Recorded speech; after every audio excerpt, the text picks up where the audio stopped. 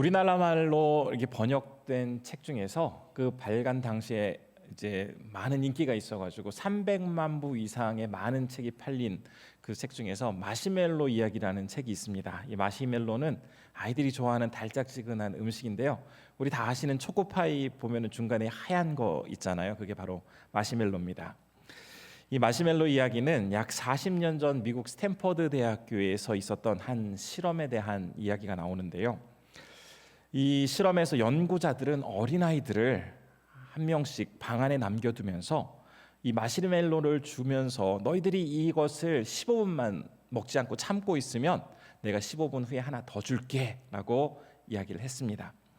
그런데 아이들 중에는 이 마시멜로를 받아들이고는 15분을 참고 하나를 더 받은 아이가 있는 반면에 또 참지 못하고 바로 먹은 아이가 있었습니다.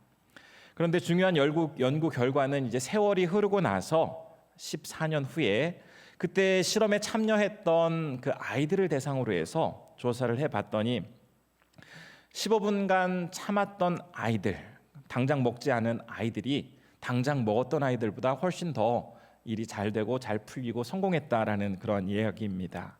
그러면서 이 책에서는 이 기다린다는 거, 이것이 얼마나 중요한지를 많은 사람들에게 이렇게 알려주는 그런 내용이 있었는데요. 기다린다는 것, 그것은 비단 아이들에게만 힘든 게 아니죠. 우리 어른들에게도 이 기다리는 것은 너무나 고통스럽습니다. 하지만 살다 보면 개인적으로 아니면 사회나 직장에서 우리가 기다려야 할 때가 많이 있습니다. 그런 어떤 사회의 조직에서만 기다림이 있는 것이 아니라 신앙생활을 하는 데 있어서도 이 기다림의 시간은 필수다라고 말을 할 수가 있는데요. 그러나 이 기다림이 어느 정도 내가 기다릴 수 있는 한계 안에서의 그 기다림은 그래도 감당할 만한데 이것이 길어지다 보면 실망도 되고 또 분노도 생기고 마음이 무거워지기도 합니다. 이 기다림의 형태는 다 다르지만 모든 사람들은 반드시 이 기다림의 시간을 가져야 합니다. 그런데 이 기다림의 시간이 모든 사람에게 찾아오는 것이라면 그렇다면 이 기다림을 어떻게 빨리 넘기기보다는 나에게 어쩔 수 없이 찾아온 기다림이라면 이것을 잘 보내는 것, 이 기다림의 시간들을 잘 보내는 것이 훨씬 지혜로운 대처의 방법일 것입니다. 그렇다 보니 이 기다림을 학교에 비유하기도 하는데요. 이 기다림이라는 학교에 입학해서 무조건 시간만 보내고 졸업하는 데 목적을 둘 것이 아니라 무엇을 배웠고 얼마나 그 기간 동안에 성장했는지를 중요하게 여기며 그것을 관심을 두면서 그 과정을 밟아가는 것이 훨씬 중요하지, 무턱대고 이 기다림을 빨리 끝내고 싶은 마음에 시간을 허송세월해서는 안 된다라는 그런 의미에서 이 기다림을 학교로 비유하기도 합니다. 기독교 작가 앤드류 머레이라는 분은 우리가 하나님을 기다리는 그 학교에 입학하게 되었을 때 사실 그 기다림의 시간을 통해서 처음에는 좀 내가 바라는 것이 소원도 이루어지고 또 하나님께 이 기다림의 시간을 통해서 더 복을 받는 그런 시간으로 삼으려는 마음으로 그 기다림의 학교에 입학을 하지만 우리를 너무나 잘 아시는 하나님은 그 시간을 통해서 내가 생각했던 것보다 훨씬 더 깊고도 의미 있는 방법으로 우리에게 더 성숙한 기회를, 성숙할 수 있는 기회를 제공해 주신다라는 그런 이야기를 하기도 했습니다.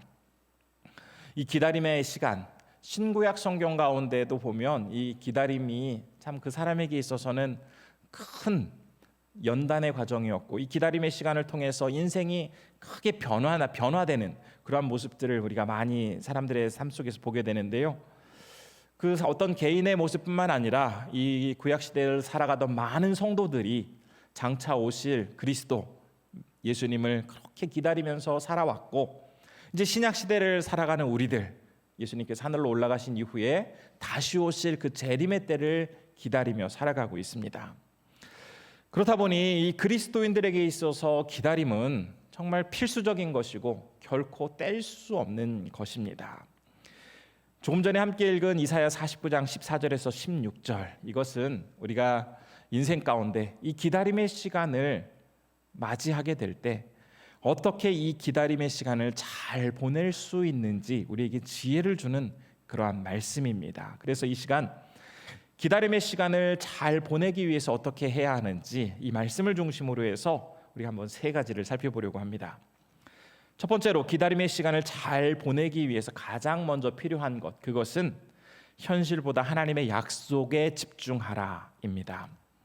우리가 읽지는 않았지만 49장 1절에서 13절 우리가 읽었던 바로 본문 앞에까지의 내용을 보면 하나님이 이제 심판당하고 있는 이스라엘을 향해서 너희들을 회복시켜 주실 것이다, 너희들이 이제 자유를 얻을 것이다 라는 그런 약속의 말씀이 있습니다. 열방이 회복되어질 것이고 포로된 사람이 자유를 얻게 될 것이고 어둠 속에 있던 너희들이 빛을 바라보게 될 것이다 라는 이런 참 듣기만 해도 감격스러운 내용들이 선포되고 있는데, 그런데 이런 놀라운 말씀을 들은 이스라엘 백성들이 어떻게 반응하고 있는지가 바로 우리가 함께 읽기 시작했던 14절의 내용입니다. 제가 14절의 말씀 다시 한번 읽어보겠습니다. 오직 시온이 이르기를 여호와께서 나를 버리시며 주께서 나를 잊으셨다 하였거니와. 듣기만 해도 감격스러운 그런 아주 자유와 기쁨과 회복의 메시지가 선포되고 있음에도 불구하고 이 백성들의 마음속에는 하나님이 나를 버리셨고 잊으셨다라고 대답을 하고 있는 것을 볼 수가 있습니다. 눈앞에 벌어진 현실들 참으로 암담하고 어떤 희망도 발견할 수 없었습니다. 그러다 보니 그 마음속에는 불안감이 굉장히 크게 이제 생기게 되었고, 이제 그동안 봐왔던 여러 가지 현실들, 바벨론이 이스라엘을 침공한 뒤에 이제 예루살렘 성벽은 허물어지고 성은 폐허가 되고 백성들은 비참하게 죽거나 아주 잔인하게 포로로 끌려가는 여러 모습들을 보다 보니 이제 이런 상황에서 하나님의 그 약속이 제대로 들리지 않았던 것입니다. 자신들이 당하고 있는 이 현실적인 고통과 어려움이 너무나 크다 보니 하나님께서 지금 선지자를 통해서 약속의 말씀, 앞으로 있게 될 그들의 회복에 대한 메시지가 선포되고 있음에도 불구하고 그 말씀이 백성들의 귀에 들어오지 않았던 것입니다. 백성들에게는 미래에 찾아올 좋은 소식보다 현재 마주하고 있는 암담한 현실이 훨씬 크게 자리 잡고 있었던 것입니다. 사실 사람은 살다 보면 좋은 일을 맞이할 때도 있고 때로는 힘들고 어려운 일을 맞이할 때도 있죠. 우리가 안 좋은 일을 맞게 되면 참 마음 아파하고 걱정하고 어려워합니다. 그런데 우리가 살다 보면 좋은 일이 생길 때의 그 시간과 비율, 그리고 안 좋은 일이 생길 때의 그 시간과 비율을 잘 이렇게 따져보면 대부분의 사람들에게 있어서는 좋은 일, 또 긍정적인 일이 생길 때가 훨씬 많습니다. 그런데도 이상하게 사람의 마음속에 더 오래 기억되고 크게 충격이 오는 것은 자신에게 가끔씩 벌어지는 그 안 좋은 일들입니다. 이 안 좋은 일이 한번 생겨버리게 되면은 정상적인 판단이 어렵게 되고 굉장히 불안해지면서 일을 제대로 할 수 없게 되기 때문입니다. 지금 이스라엘 백성들에게 있어서도 과거 수십 년간 또 수천 년간 하나님께서 그들에게 베풀어 주셨던 은혜가 너무나 크고 놀라웠음에도 불구하고 이제 막상 지금 눈앞의 현실 속에서 너무 어려운 일들이 계속해서 닥치게 되자 희망적인 생각보다는 부정적인 생각이 더 크게 작용을 하고 있었던 것입니다. 제가 종종 이제 유튜브 강연을 좀 듣게 되는데요.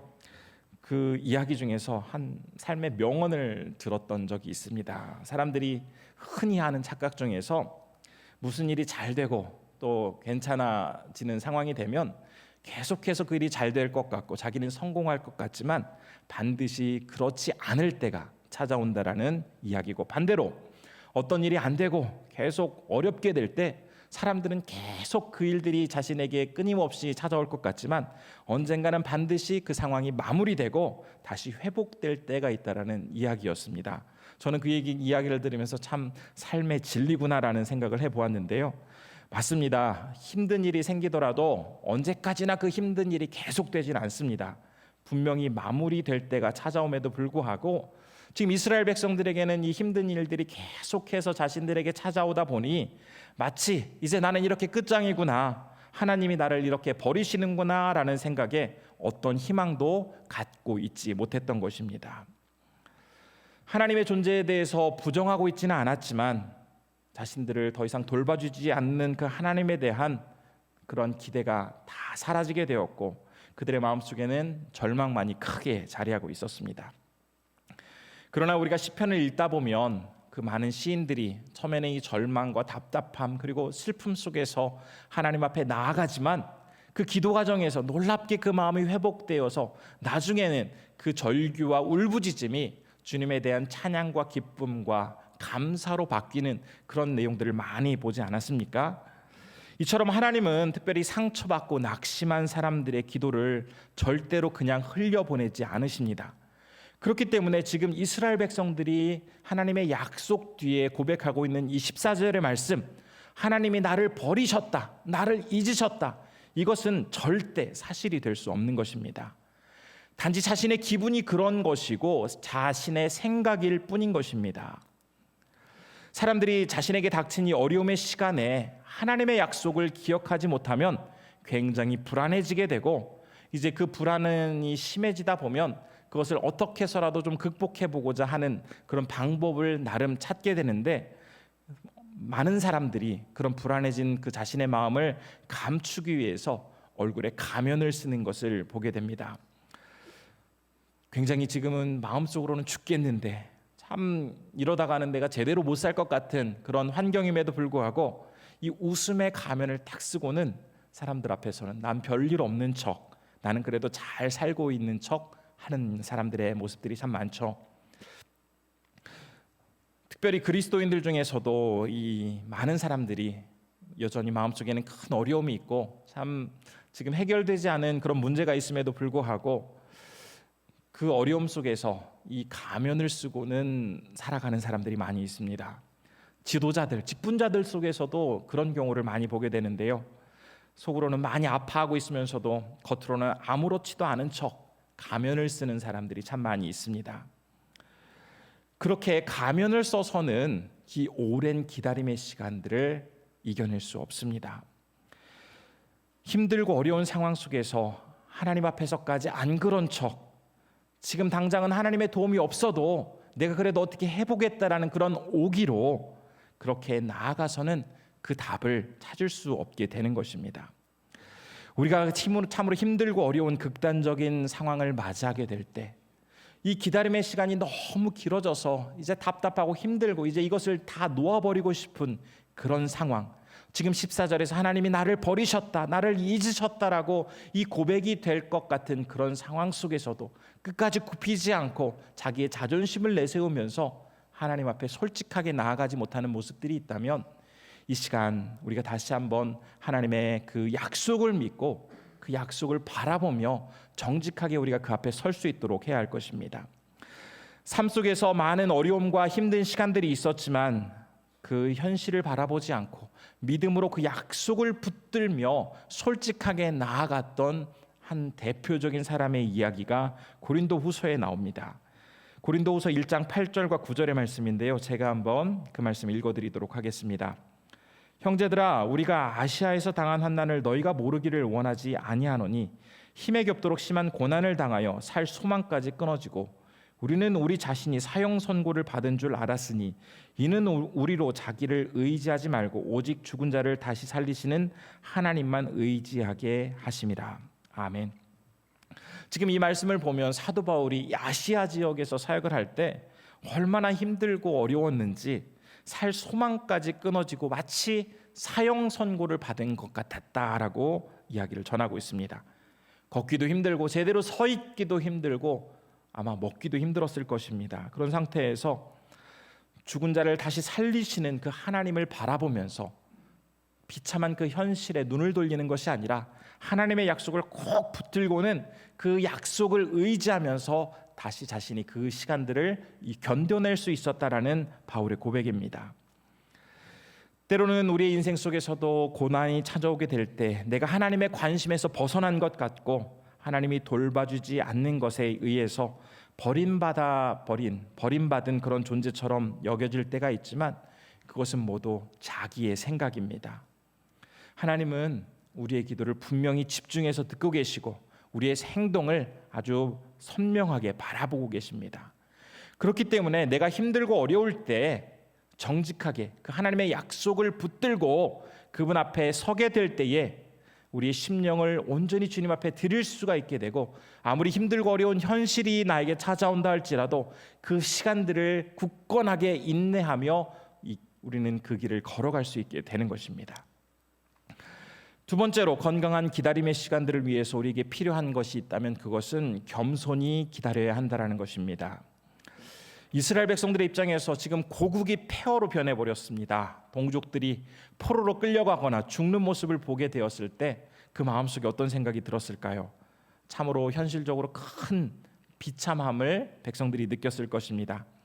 그것과 아울러 하나님이 우리를 버리셨구나라는 이 영적인 절망감은 그들을 굉장히 더욱 비참하게 만들었습니다. 이렇게 큰 고통 가운데 있는 이스라엘 백성들을 향해서 하나님은 15절에서 이렇게 말씀을 해주시는데요, 제가 15절의 말씀 읽도록 하겠습니다. 여인이 어찌 그 젖먹는 자식을 잊겠으며 자기 태에서 난 아들을 긍휼히 여기지 않겠느냐. 그들은 혹시 잊을지라도 나는 너를 잊지 아니할 것이라. 지금 하나님께서는 너무나 고통스럽고 절망하고 있는 그 백성들을 향해서 마치 어머니 품속에서 젖을 빨고 있는 그 아이의 모습을 연상시키면서 말씀을 하고 계십니다. 그 어떤 사람도 어머니의 품속에서 아주 살기 위해서 어머니의 그 젖을 힘차게 빨고 있는 그 아이의 모습을 보면서 아이가 참 사랑스럽다, 참 아름답다라고 생각을 하지, 그 모습 속에서 어떤 부정적인 요소를 발견하는 사람들은 아무도 없을 것입니다. 그리고 두 손으로 아주 따뜻하게 아이를 감싸 안은 어머니의 그 품속에서 어머니의 젖을 아주 힘껏 빨다가 이제 만족스럽게 배가 차면 아주 흐뭇한 미소로 잠에 든 그 아이의 얼굴을 보면 그 아이 얼굴 속에는 무한한 신뢰와 평안한 모습들이 가득합니다.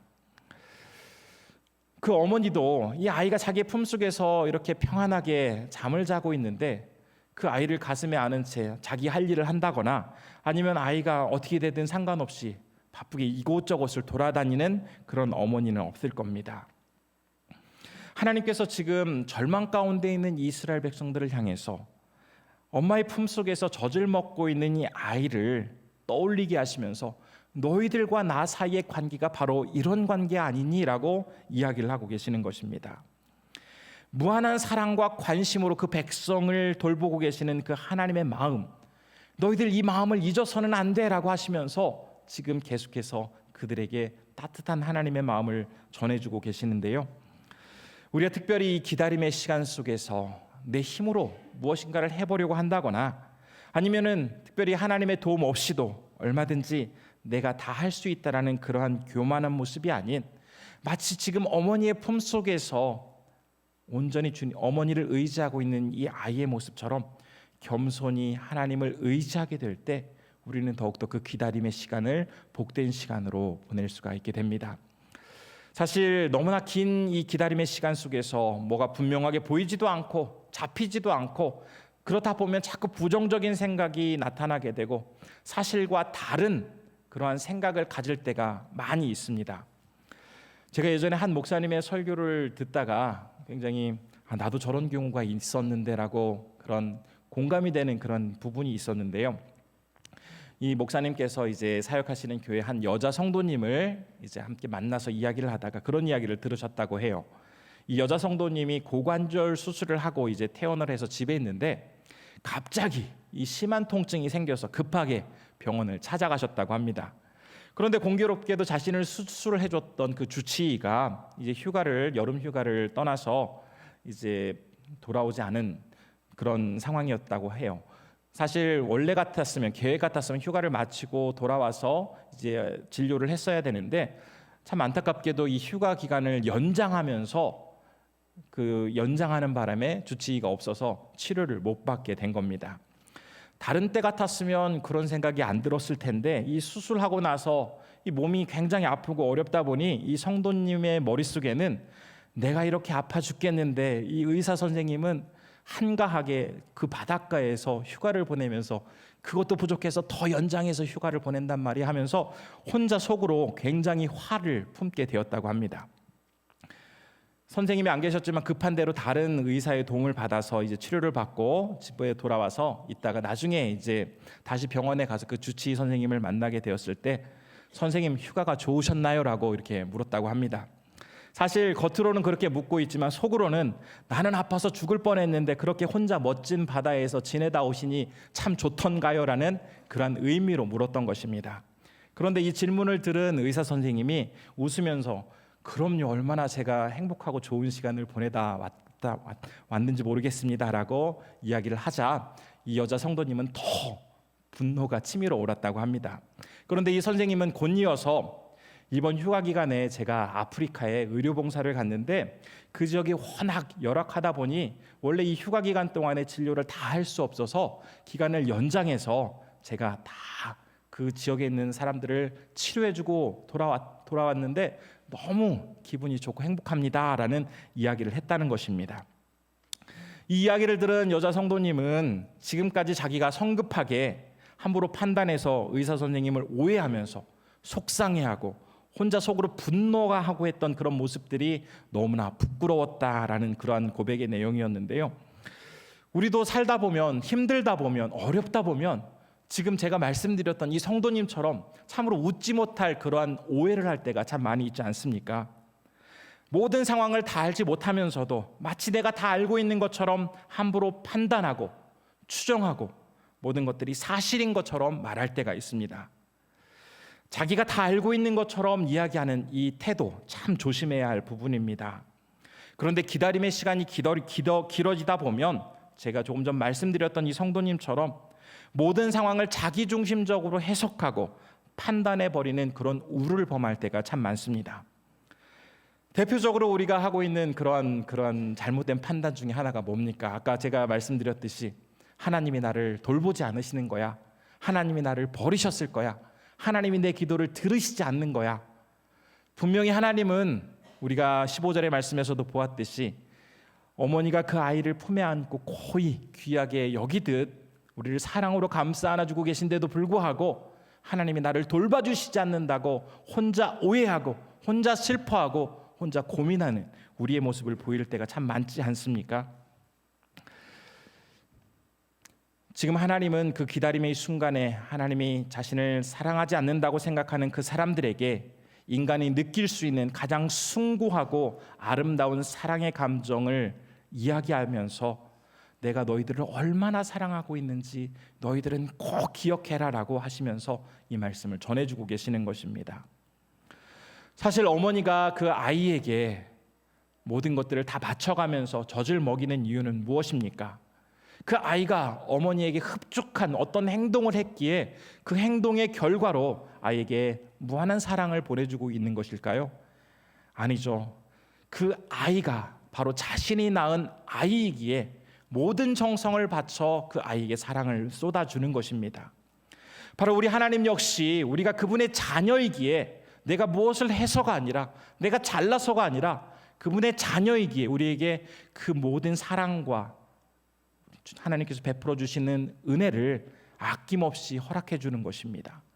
그렇기 때문에 이 기다림의 순간, 그 기다림의 순간에 다른 생각을 갖는다거나 아니면 내가 혼자 그것을 얼마든지 해보겠다라는 그런 교만한 태도를 보이는 것이 아니라 하나님의 이 사랑을 기억하면서 겸손히 주님을 의지하며 나아가도록 해야 할 것입니다. 마지막으로 세 번째로 기다림의 시간을 잘 보내기 위해서 우리에게 필요한 것은 바로 소망을 가지고 기다려야 한다는 것입니다. 오늘 본문 16절 말씀은 이렇게 증거를 하고 있는데요. 제가 16절의 말씀도 한번 읽어보겠습니다. 내가 너를 내 손바닥에 새겼고 너희의 성벽이 항상 내 앞에 있나니. 성경에서는 하나님께서 지난 수천 년의 시간 동안에 어떻게 그 백성들에게 놀랍게 역사하셨는지 그 기록들을 아주 생생하게 전하고 있습니다.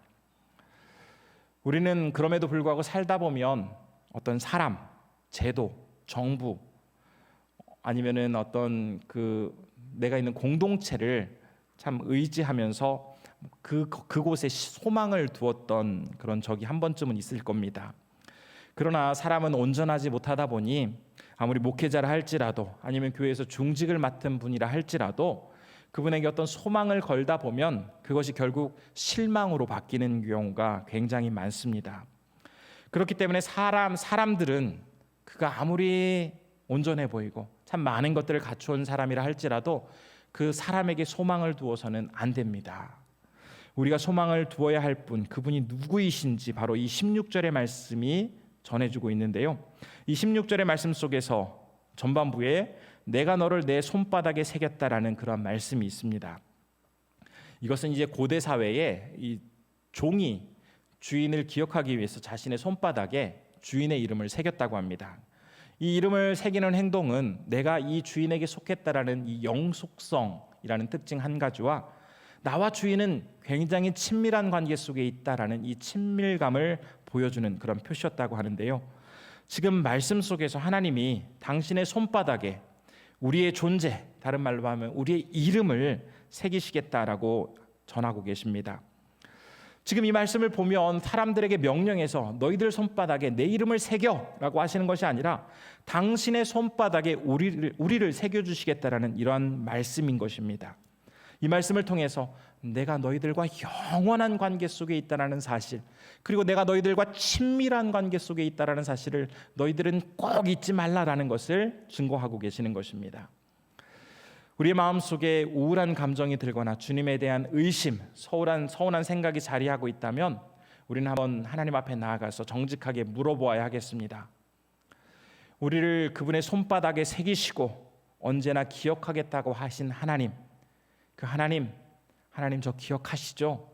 하나님께서 손바닥에 새기고 기억한다고 하셨던 저입니다. 하나님, 저를 외면하지 않으실 거죠? 라는 그런 마음으로 주님 앞에 나아간다면 하나님께서는 분명히 그 약속대로 우리에게 하나님이 우리를 어떻게 기억하고 계신지, 우리를 어떻게 대하고 계시는지 분명히 답을 주실 것입니다. 우리는 자주 하나님을 잊지만 그 손바닥에 새기시면서까지도 우리를 잊지 않겠다고 하신 하나님, 그 하나님은 결코 한순간도 우리를 잊지 않으십니다. 그렇기 때문에 우리는 다른 사람에게는 소망을 둘 수 없지만 이 전능하신 아버지 하나님 앞에는 우리의 모든 소망을 걸 수 있는 것입니다. 그리고 여기서 그치는 것이 아니라 16절 후반절 말씀을 보면 너의 성벽이 항상 내 앞에 있다라는 그런 말씀이 있습니다. 이스라엘 백성들에게 있어서 이 성벽이라는 것은 굉장한 의미가 있었습니다. 자부심, 그리고 믿음, 기대, 이런 것들이 바로 이 성벽이라는 단어에 포함이 되어 있었는데요. 그런데 지금 바벨론의 침공으로 인해서 그들의 이스라엘 성벽이 무너지면서 그동안 마음속에 가지고 있었던 그런 자부심과 믿음과 기대마저도 다 허물어지게 된 것입니다. 그러나 주님께서는 이 말씀을 통해서 너희들의 그 기대와 믿음과 자부심, 이런 것들은 어디로 사라져버린 것이 아니라 지금 내 앞에 여전히 존재하고 있다라고 약속의 말씀을 전해주고 계시는 것입니다.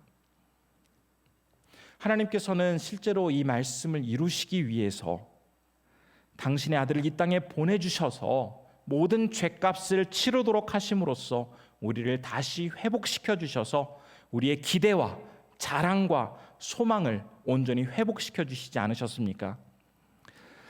죄로 인해서 죽어야 하는 우리를 만일 하나님께서 이제 포기해 버리셨다면 아마 우리는 다시 회복되지 못한 채 사라져 버리고 말았을 것입니다. 그러나 우리 하나님은 우리를 얼마나 오래 기다리셨습니까? 우리가 아마 지금 도저히 못 참겠다고 이 기다림의 시간이 너무나 힘들다라고 이야기하는 몇 배는 우리 하나님이 더 기다리시고 더 인내하시고 우리를 향해서 참으셨을 것입니다. 아무리 내가 많이 기다리는 것 같아도 우리 하나님께서 나를 기다리셨던 그 기다림만 하겠습니까? 하나님께서 나를 기다리지 않으셨다면 우리는 아마 이 자리에 있지 못했을 것입니다. 이미 심판을 받아도 몇 번은 받았을 것이고 하나님께서 긍휼을 베풀어 주시지 않으셨다면 아마 내 존재가 사라져 버렸을 수도 있습니다. 그러나 당신의 아들을 내어주면서까지도 우리를 사랑하시는 그 하나님은 기다리시고 또 기다리시고 하시면서 지금까지 우리를 이곳에 끌고 오지 않으셨습니까? 우리를 간절히 바라보시면서 지금까지 함께 하셨던 그 하나님을 우리가 소망 가운데 의지하며 나아가게 된다면 그 어떤 힘든 시간들도 우리는 담대하게 이겨낼 수 있을 것입니다. 이 시간 이 말씀을 통해서 나라를 잃어버리고 모든 것을 빼앗긴 채 절망 가운데 살아가고 있는 이 이스라엘 백성들을 향해서 어떻게 이 기다림의 시간들을 인내하며 하나님의 약속을 향해 나아가야 하는지 우리도 이 말씀을 통해서 은혜를 나누었습니다. 주변의 상황이 많이 절망적이고 나에게 분명하게 보이는 미래가 없다 할지라도, 그래서 많이 답답하다 할지라도 우리를 자녀 삼아 주신 그 주님께서 우리에게 말씀하십니다. 단순히 눈앞에 보이는 그 현실이 전부인 것처럼 생각하지 말고 믿음으로 그 약속을 굳게 붙들라. 그리고 너의 힘으로 무엇을 해보려고 하거나 여전히 하나님을 찾지 않은 채 교만하게 나아가지 말고 겸손하게 주님만을 바라보라. 그리고 우리의 이름을 손바닥에 새기시고 우리를 끝까지 굳건하게 붙들어 주시는 그 하나님께서 나에게만 소망을 둔 채 묵묵히 그 길을 걸어가라라고 말씀을 하십니다. 비록 주변에 어려움은 계속 있고 많은 상황들이 당장 해결은 안 된다 할지라도 주님께서 우리에게 약속해 주신 이 말씀을 붙들고 나아가게 될 때 어떤 고난과 역경도 우리는 이겨낼 수 있을 것이고, 그 어떤 것도 주님을 향한 우리의 사랑을 끊을 수 없을 것입니다. 그렇기에 우리는 다시 한번 하나님께서 우리에게 주신 약속의 말씀을 붙들고 굳건하게 나아가시는 귀한 성도님들 되시기를 진심으로 축복합니다.